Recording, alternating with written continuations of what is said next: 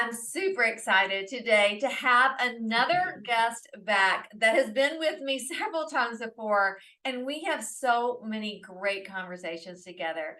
Jenn from Sober Sis, thank you so much for joining me again today. You bet. Thanks for having me. Well, we always have the best conversations. I mean, we're having a great conversation before I even hit record. But it's been a while since we've been able to catch up and talk and see what's going on in life with each of us. Because I know your business has exploded, and I've been busy over here doing the podcast and running programs. But I felt like first I'll just love catching up with you because I like you. I wish we were neighbors. I'm still coming to your beach. Don't I worry. know we're I'm going coming. to. I know we keep talking about this, and I I'm still gonna would make love it to do happen. that. I know it Yeah. would. Oh my gosh, we'd have so much fun. People that are just now listening to my podcast for the first time, they're like, "Who's Jenn?" And so Jenn started Sober Sis. What'd you say? Four years ago, Jenn? Yeah, in 2018, actually. And tell everyone what Sober Sis is, so that they'll know. Thank you. So I started Sober Sis, really short for sober-minded sisters, because I wanted to find other women who, like me, wanted to talk about their relationship with drinking without having to wear a label or even go into the conversation saying that they were never going to drink again.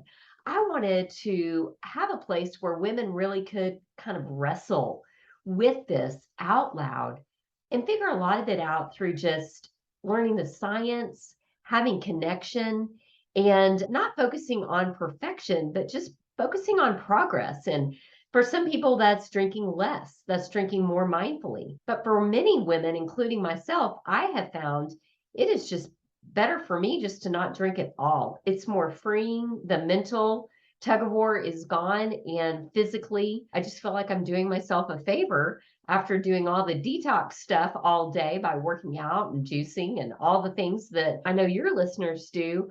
I was tired of doing that all day and then retoxing at night. So to get off of that merry-go-round is what I'm passionate about, and just want to create a space where other women can explore that too without having to have a rock bottom experience or an extremely negative experience with alcohol. It can just be asking yourself the question, is this good enough instead of is this bad enough? Oh, I love that. Is this good enough? I like that a lot. And I think, that's how I found you, was because in my health coaching, I'm always telling my clients, if you really want to lose weight, if you really want to feel your best, you need to check in with your alcohol consumption. Yeah, And and they would know that, but they didn't know where to start. Like, how do you right. start, right? And so you have the 21-day challenge that Yep. helps people start, It guide just them. it is a great starting point. It's not going to figure it all out in 21 days by any stretch, but I call it a reset because it's kind of like hitting the reset button just to get off autopilot. That is the goal of the 21-day reset, is to get off of that autopilot habitual, well, I'm just pouring a glass of wine because it's 5 o'clock. And that's what I do. Instead, disrupting the habit loop and begin to replace that time with a different way of thinking, being, and again, that's often the catalyst to someone who's maybe sober curious, Right. who would not necessarily hear words like addiction or sobriety or recovery and it resonate as much as, detox to retox loop or creating an alcohol free lifestyle. Mhm. Just like people are gluten free, people are vegan, some people are sugar free. More and more women, in particular, as more and more women are drinking, more and more women are also changing their relationship with drinking and are starting to do it just for the health of it. Yes. And it's funny because we go through on a previous podcast, which we will link in the show notes, all of our podcasts, about my relationship with alcohol and how I found you and and everything else. We'll also link the 21-day reset in the show notes so that if you are sober curious, then that's a great place to start. I really felt like, and we were just talking before we started, that you're in perimenopause. Yep. I'm postmenopausal, but for me, I could tell there was a clear difference in the way I was metabolizing alcohol as I got older. And I didn't understand it. I couldn't put my finger on it. But anyway, I'm not completely alcohol free, to be honest with you. I probably am 99% alcohol free, but there is that occasional time when I will have a drink. But I have this big why. And I always know that it probably, even if I have one drink, is going to disrupt my sleep. And we Right. know in perimenopause, sleep is already a major problem. So why would we want to create more problems? But have you found for your clients, for the people that you're working with, that perimenopause and menopause, that alcohol takes on a different look for them? Absolutely. And I noticed this in my own drinking from becoming a regular social drinker in my young 30s to now, now I'm 51, but I stopped drinking in my mid 40s. I stopped drinking right before I turned 46. Definitely in the throes of perimenopause then, and a lot of emotional stress and hormonal imbalance. I am Yes. sure of it. And what I noticed was I was using alcohol to, quite honestly, if I were being honest with myself, I would have never have recognized this early on, but I was using alcohol as a way to kind of self-medicate that hormonal imbalance, thinking, oh, this is going to make me a better mom. This is going to make me more chill. I'm just needing to take it down a notch. My overthinking, my overactive mind, the anxiety, and all those things. I thought that drinking was something that I deserved, that it was like a reward. Mhm. And what I noticed is no, it was not a reward, because I don't call a hangover a treat or a reward Right. for that 20 minutes. What I was finding was that 20 minutes of euphoric bliss with the dopamine rush and all that was going on was so legitimate, was so real, that I didn't tie it into the 3 hours later why I was at a lower point than I was before I started drinking, why I was waking up at 3 a.m., which was the dreaded 3 a.m. wake up call. I didn't know this, that I was in a statistic of 20% of drinkers that drink in the evenings are drinking to use alcohol as a sleep aid. I was in that camp where I was doing the bottle breakdown. Have you heard me talk about the bottle breakdown? No. Wait, I don't think so. Let's talk about that. What's that? Well, let me break it down. Let me break it down how easy it is to drink a bottle of wine on your own at home. Just living your regular detox-retox life. Because this was me in my 40s. I would say 40 to 45, this was the loop I was in. And it was crazy how I was using alcohol to wear so many hats in my life. It was like I wanted it to do so many different things. And so I was throwing alcohol at a lot of issues or triggers that I had that needed different solutions. I needed a lot of different solutions, and I was using alcohol as kind of a blanket solution for everything, in the sense that at 5 o'clock, wine o'clock, that's when I felt like, okay, this is now socially acceptable to begin drinking, because it's, again, the marketing and the messaging to women tell us it's wine o'clock. It's time. You don't have a problem if you can wait until 5 o'clock, which is, again, a societal norm. Sure. And so I would do that. I would have those good intentions all morning long, Mhm. really be doing well. Like, again, working out, juicing the kale, spiritually speaking, I would have had my Bible study. Mentally, I would have been like really present and mindful in my own life. I would have been doing all these things. But at 5 o'clock, wine o'clock, that's when I would start to shift gears. And that's when I would begin to wrestle, talk about wrestling. I would wrestle with myself with those good intentions. And I would open up a bottle, usually of white wine, and I would tell myself, I'm going to have this glass of wine just to kind of ease into the evening. I want to transition. I don't know, I'm sure your listeners out there can attest. It was almost as if I were using that first glass as a bridge from day to night, from like daytime to evening. Like, how do I have an off switch? I didn't know how to turn off my super mind, super responsible, super on it Oh, yeah. kind of personality to a let me just relax. I didn't know how to relax without leaning on this substance that would do it for me. Right. Um, so that's where I noticed it would start. And again, when I started drinking, if someone would have told me that I would work up to drinking a bottle of wine pretty much on my own in a given evening, I would have been like, whoa, problem. Wow. Problem drinker. There's a definitely, like, woo, there's a label for that. I can't imagine. But it happened so subtly. It happened so subtly. And as I got older, the effects of that were also subtle. So everything was kind of moving up. The amount I was drinking was changing.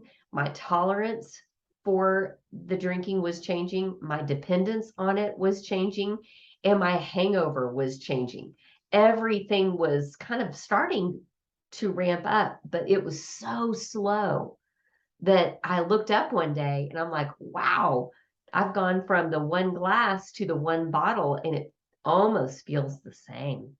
Whoa. Yeah. Oh, yeah. Yeah, that was Yeah. that was a red flag to me where I was like, okay, in a given evening, well, let me get back to the bottle breakdown because this is how it can happen. So I would open a bottle of wine at 5-ish, and it was cooking time. So I would pour the glass while I was cooking. Kids still coming home from sports or whatever, and it was 5:30, and I had had my 4 or 5 ounces of wine. That's the serving. They told me was the serving. So I would have that and think, wow, now I'm just feeling good. Yay. All right, yay for me. It's only 5:30. Okay, it's got a long night to go here, folks. At 5:30.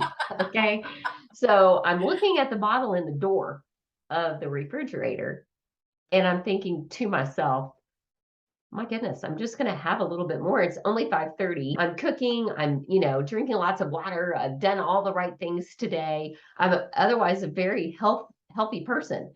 And again, I've got my music on. I'm just, relaxing, so to speak. And I would have that second glass usually if people were running late, or maybe I would have that second glass while I was eating because now it's 6:30, but it's still only 6:30, and the night is young. We've got hours to go. And again, I was really in the throes of raising teenagers and, married life. We're 20 something years in at that point. It's really all converging. And so I would have that second glass. Well, the third glass is where I could tell, okay, now that second glass is pouring that third glass for me. I did not intend to have more than the two. But the third glass would come in when, okay, now it's, 7:30 and dinner's over, everyone's dispersed. Don't you find that curious how when you're done cooking, it's like everyone's Yeah. got Everybody's run to the other. like, where did they all go? Oh, they're gone. But that was okay with me. I was like, you know what? I could give everyone jobs and have you dry and you clean the countertops. And I did do that a lot. But there was also that part of me that was like, you know what?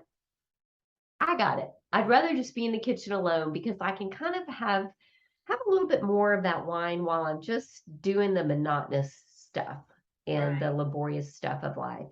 And that for me is when I could tell it was switching from just kind of that pleasantry that I saw on TV that other wives and moms were doing to what am I doing? I'm standing at the kitchen sink. I'm on my third glass and I'm cleaning the dishes. And I'm starting to feel at that point like I'm playing small. I'm playing small in my own life, in my own family, in my own house. house. I'm trying to kind of get out of the way, stay out of the way. Don't really want to engage in the conflict that could be swirling around me. And that's when I thought, okay, now, now I'm in the bottle. And again, I am the yogini. I'm the kale juicer by day. That's what was so crazy was the switch that would flip. It was like different person. And for me, that felt very divided.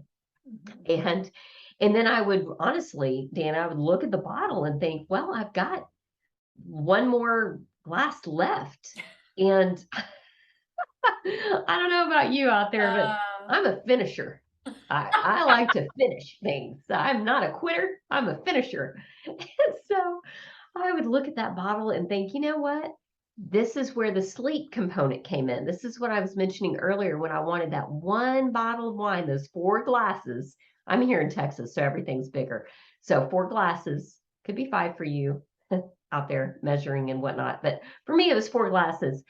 I knew that that fourth glass was going to be better if it were just maybe the one that would help me fall asleep, the one that would kind of help me just kind of round up the night, maybe wait up for curfew, all the things. And again, that's a lot to ask of a substance to help you relax, help you handle anxiety, then help you sleep. It's not magical. It's ethanol and it doesn't do all those things. It just numbs out all the emotions and feelings that you're having that are causing that are the data that we need to get the feedback that we need.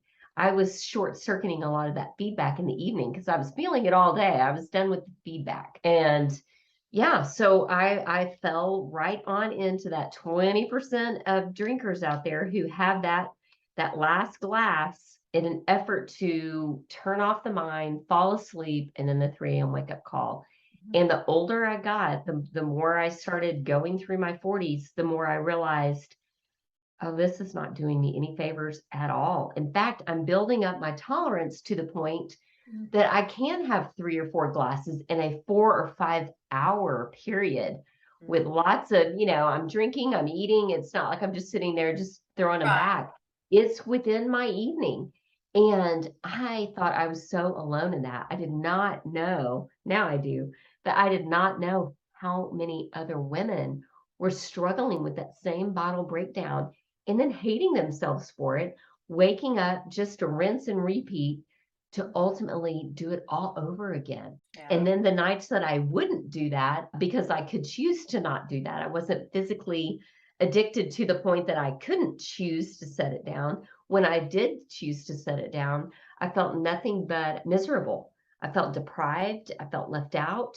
And I felt like I was constantly flexing this willpower muscle that fatigued and gave out on me. So it would build up the desire that much more. So when the bottle breakdown happened, it was over. Once I opened it, a lot of times I knew right then and right there that my good intentions had literally flown out the window and I'd lost them. They were gone. So, and I think that's a big reason why a lot of women, a lot of people, I shouldn't say just women, a lot of people cannot drink in moderation. It's Right. because the alcohol takes over. And it's like, I remember for me, when I would drink that one, it would just be like this one sip too many. It was Yep. like, I didn't care about anything. I'm gonna just keep on. And Yep. 'cause I didn't want to lose that buzz. And just like you said, you should, like, we're responsible all day long. And now it's time for me to let loose because for some reason I couldn't let loose. I couldn't become the mom to wife or to girlfriend where whatever I was in my relationships at the Right. time, I mean, where was I? So I think it was hard. And then I see it actually, and I see it in my children sometimes where, especially I have a son that he's just like me. He drinks that one too much, just a Yep. sip too much. And then it'll ruin his whole night because he'll say something Yep. stupid, he'll do something stupid, I mean, just because we do that sometimes. But let's get back to the perimenopause and menopause. Look, we already have enough without causing more problems, right? So So we true. already have enough problems with anxiety, depression, hot flashes, night sweats, waking up in the middle of the night, all these things. So why would we want to add this to And it? It's really what beyond you me, just right? listed, alcohol literally brings into your life the hot flash, the sweating at night. That's also part of that detoxifying. So if you're already facing nighttime hot flashes and trying to detoxify from opening that bottle of wine and following it through even just a couple of glasses, it's really gonna make a difference. Yeah. I mean, yeah. And I even read that because I was just like so like curious about this, like why is this? And I noticed it more and more, my clients feeling the same way. Like alcohol didn't metabolize in our bodies like it did when we were in our 20s and 30s. And so I read, and I can't remember the exact term, but it's this enzyme that we have Yes, that women have less of it than men, first of all. And then as yes, we age, and that's the enzyme that breaks down the alcohol. yes. And then as we age, we get less and less of this enzyme. Yes, I was just listening to Claudia Christian on a podcast today. She's got an excellent TED Talk out Oh, there as well. And exactly talking about the enzyme, which I'm sorry, I'm not a scientist and I wish I could rattle me it off either. right now. I'm familiar with it. I know exactly what you're talking about, but that we do have less of it as women compared to men, and Mhm. that it decreases as we get older. Yeah, And two, as we age, our bodies lose water volume. And so exactly. that's another thing is the result is we're less able to dilute the alcohol in our body, in our liver. And then if we're short on this enzyme that we had when we were younger or men have more of, we're trying to keep up oftentimes with the men in our Yeah, life. We're like, well, one for one, let's go. yeah. And we can thank the movies for that as well. And that picture of I have it in Sober Sis where I talk about the girl. Do you remember? I'm going to date us right now, but I know your listeners are probably around our age. Do you remember Raiders of the Lost Ark, Oh yeah. where Oh yeah. she would get in off the plane in her beautiful white dress and she would go to the bar and she would be able to slam back Oh yeah. those drinks, like, and outdrink any man in the room. And it gave her a sense of like, they showed it as like female empowerment and like fierceness, Mm-hmm. that she could outdrink the men under the table. And I'm like, whoa, where did we get that? Because our bodies are not wired that way. We're not Oh, designed that way. And so if you're on a date night trying to keep up with your man and you are drinking drink for drink, it is going to hit you differently. And that's why sometimes we wonder why why the guys are less affected. Well, they have a different physical makeup. right. And again, that's a separate issue, but Yeah. uh, Yeah. yeah, we've got some challenges as women that if we're aware of them, we need to factor that in our decision making. Oh, I totally agree. The other thing is that we have more stress on us too, because we were talking about that too, right? And you are right there in the throes of, you've got a college age student and then you've got aging parents. And so I think that adds more stress on us, which makes us want to go to the alcohol to de-stress, but then it causes all the problems again. And so, what do you do? Right. So much of this sober minded journey has become building the coping skills, Mhm. doing the work to address the triggers, to address the anxiety. So much of my own personal journey has been learning about how to handle the obstacles of a spouse that drinks, stress, complacency, socializing without, even for us in our 40s, 50s, 60s, the pressure to Oh, socialize isn't that the truth? around alcohol is crazy. It's like we're in high school again. But yet we've got now the time, the disposable income. It is no respecter of persons. Actually, the more educated someone is, this is a statistic I just heard that the numbers are not opposite. it is the more educated and the more disposable income you have, the higher the likelihood of you developing an alcohol issue, because now you've got the means, you've got the time, you've got the resources to live that lifestyle, which is very alcohol centric in our society. So you would think as you get older, wiser, and more able to take care of yourself, ironically, we're in our society, this is a society problem.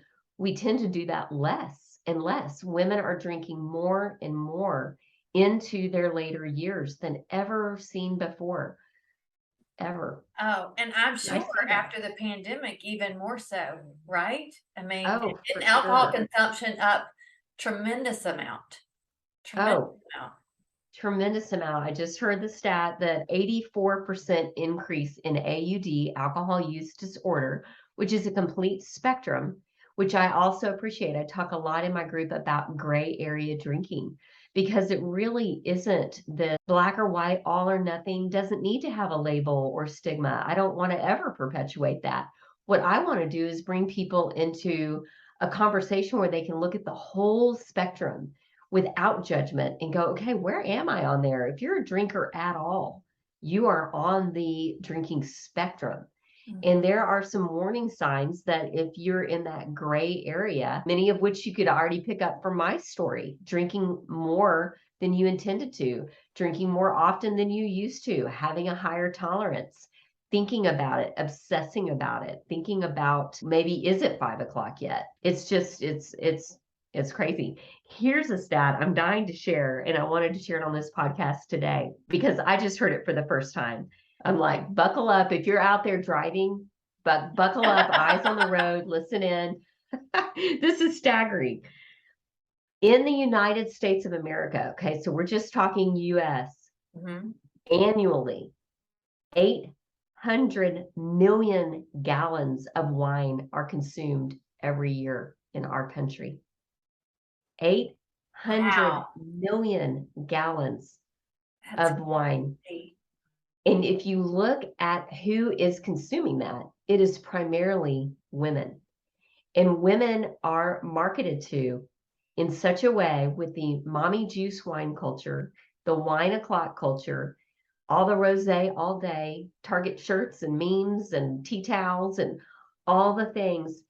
That is like, and it's going up every year. That's just wine. I mean, there's a whole wine culture out there. And if you're on, Instagram and TikTok and Mhm. all the jokes that are out there about women drinking, and it perpetuates that. And I was just blown away That when I I mean, heard that that. is insane. I will say though this, and I have to give you a lot of credit, and I know it's not just you, but you have helped so many women go go to the other side, I guess, of not drinking as much. And I was reading, or I even did a podcast on the trends for next year, and they were talking about the amount of women that are going through menopause is going to be staggering. I can't remember like the biggest number ever, and that one of the trends is going to be non-alcoholic drinks. And so these companies, and that's the good news, are coming out with so many different alternatives. You can Yes, even go to a restaurant, not all restaurants nowadays, but a lot of restaurants, and get an alcohol-free drink without having to, you can actually order it off the menu, which is yes. amazing. Amazing. It is a trend. I do see that for sure. Just like, the pandemic brought so many new drinkers into a problematic relationship with drinking, it also really helped accelerate the movement of alcohol-free drinks, alcohol-free options, Mhm. because it is a huge growing industry. I mean, it is growing. And what I love about it is like, I love Shirley, drink Shirley. I'm a Uh-huh. big fan because they're de-alcoholizing the wine. They're not taking the concept of wine and then selling you just Welch's grape juice.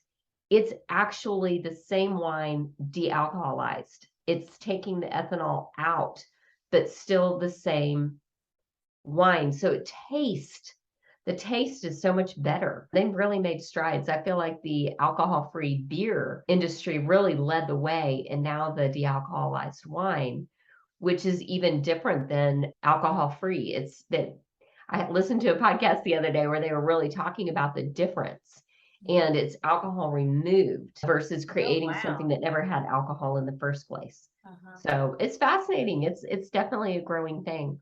There's a lot of mixologists out there and people who are opening pop-up alcohol-free bars and spaces where you can do that.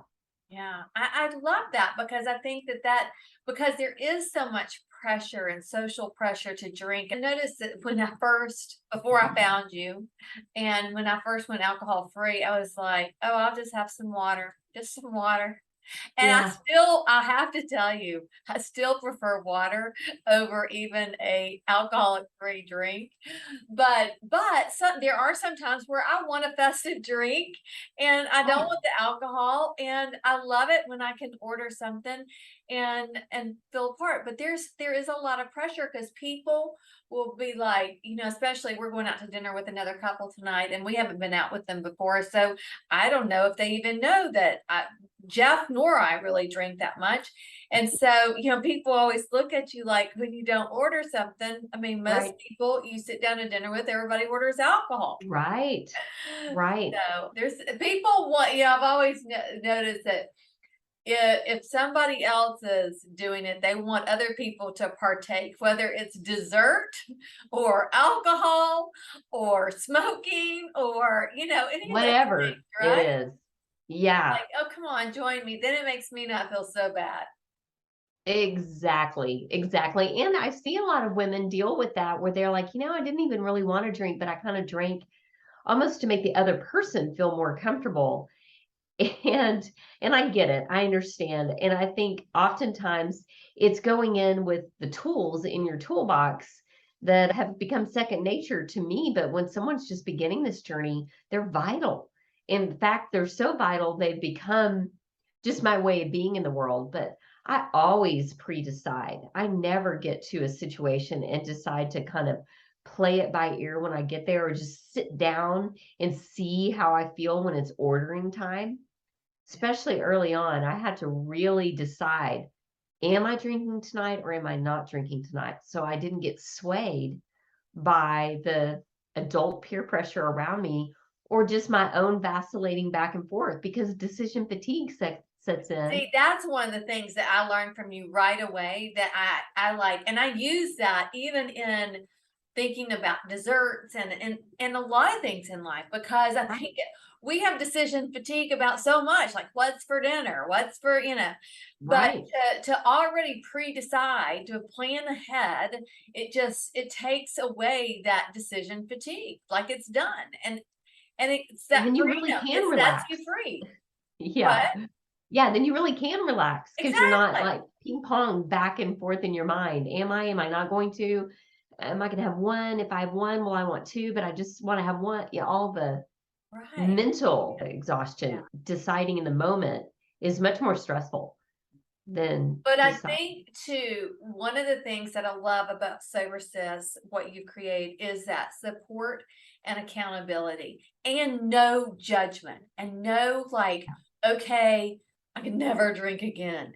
That was another thing that I really liked. I mean, I'd never experienced anything like that where it's like, well, if I want to drink, I'll drink. If I don't drink, but it was like there's just no judgment and that it doesn't mean just because I'm not drinking today doesn't mean tomorrow I can't drink if I want to drink. It's Right. because when you try to white knuckle something, I think the biggest thing is you have to have this powerful why. And so every time I even think about drinking, and the rare occasion I do, I have been very intentional about, yes, I am going to have a drink tonight because I like the taste of this, and I'm going to have this one drink.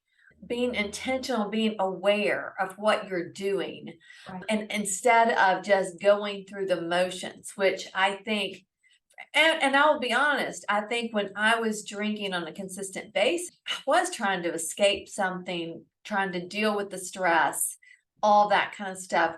Whereas now I don't use alcohol for that at all.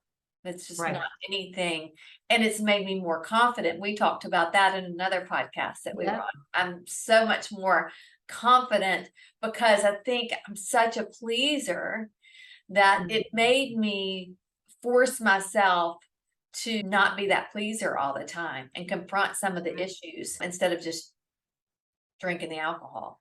Right. Right. Yeah, it's just making you more resilient. Mhm. And so, and I think that's why motive and mindset really matter. That's why being sober minded is so much more of an overarching word that I like to use versus sobriety, because sober mindedness is being awake, alert, aware, present in your own life.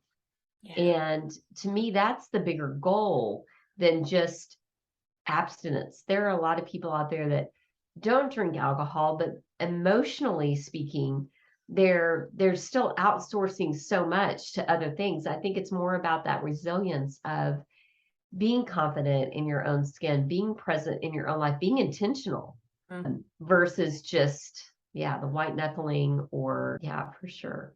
Yeah. But I think in any program, like just like in my balance program and in Sober Sis, it is accountability and the support, which takes it to that next level, which takes it to something that's very comforting. You're with like-minded people. There is no judgment. There is only this support. And it does, people can offer different solutions because we all experience it all differently. Well, and everything goes back to feedback, Mm, not setback. If yes. we slip up or just kind of need to know, like a lot of women do my 21-day reset challenge. I've got women doing it currently right now this month. When you and I are recording this, we're almost done with this current reset. The good news is a new one starts every month at the That's what first of I the month. love. So every month, so whenever you're listening to this, know that Yeah, it you can starts still every join month. us Yeah. this next time. And but for a lot of women, they did join the reset because they wanted to drink less Mhm. or not at all. And they're not sure until close to the end of the 21 days what they want to do. So I encourage women, if they're not sure, but they're getting the feedback that they feel better without it, they're just it really, I mean, the 21 days, y'all, is really truly just scraping the surface. I mean, it takes so much longer for your brain, your actual neuro wiring to catch up with your new mindset. So in 21 days, you can gain some new mindset, but your brain is really still hardwired for that habit, for that go-to Mhm. pour a drink. And so I encourage women to keep going. And again, not focusing on forever, never, as much as just how are you feeling right now? What's your feedback loop? How is that working? And when people go 3 weeks without drinking and then they drink again, you're going to get some pretty dynamic feedback. Yeah. Yeah. And for some people, they need to do that again. For many women who come into Sober Sis, they've already done that before. They've already done their own break. They've already done a whole 30 or whatever. They already know moderating is not for them because they know they're going to slip back into where they've been. So they really are looking for the tools Right. to begin to create that alcohol-free lifestyle, which, I mean, even at 90 days, that's how long it takes for a cell in your body to even replace and repair itself. So it's going to take a minimum of 90 days to even dust off that brain fog and get to a place where you're even, speaking of brain fog, where you're even, unless you've been sick, which I have. But it's so funny, Deanna, when you and I were talking before we hit record, that I have been sick this last week and I have encountered brain fog and a little bit of fatigue that reminds me of my hangover days. And I am just not used to having a foggy mind, a foggy brain.